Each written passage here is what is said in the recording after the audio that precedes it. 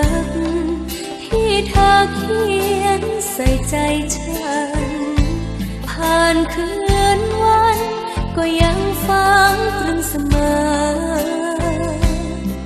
สิ่งมืดชัดขึ้นทุกวันคำว่าฉันนั้นรักเธอ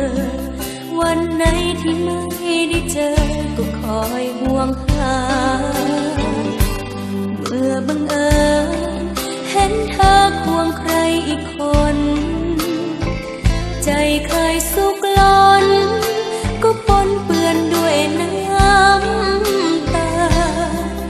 ยืนมองเธอสุขกับเขาด้วยใจที่เศร้าเกินกว่าจะลืมภาพเจ็บติดตาแค่เดินจากไปคำว่ารักที่เธอเขียนลงใจฉันต้องใช้กี่ล้านหยดน้ำตาลบจึงจะหายถึงเป็นแค่ผู้หญิงคนหนึ่งก็ไม่เคยรักใครง่ายๆเมื่อรักเธอคือให้หมดใจแม้ต้องเจ็บช้ำอยากจะถือว่ารักนี่เธอให้ยืม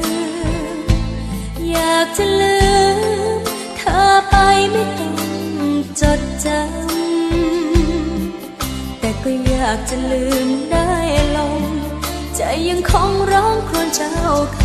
ำนั่งร้องไห้ลบคำหนึ่งคำนี่ด้วยน้ำตา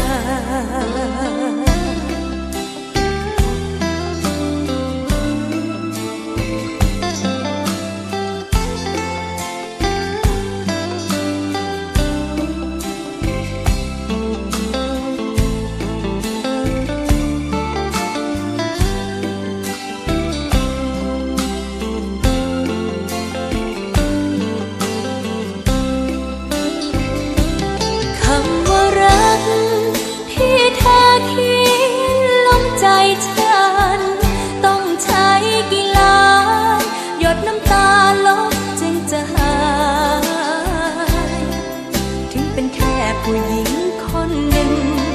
ก็ไม่เคยรักใครง่ายๆเมื่อรักเธอคือให้หมดใจแม้ต้องเจ็บช้ำอยากจะถือ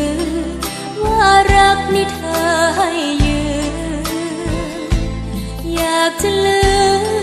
เธอไปไม่ต้องจดจำแต่ก็อยากจะลืมได้ลงใจยังคงร้องครวญเจ้าคำนั่งร้องไห้ลบคำหนึ่งคำนี่ด้วยน้ำตานั่งร้องไห้ลบคำหนึ่งคำนี่ด้วยน้ำตา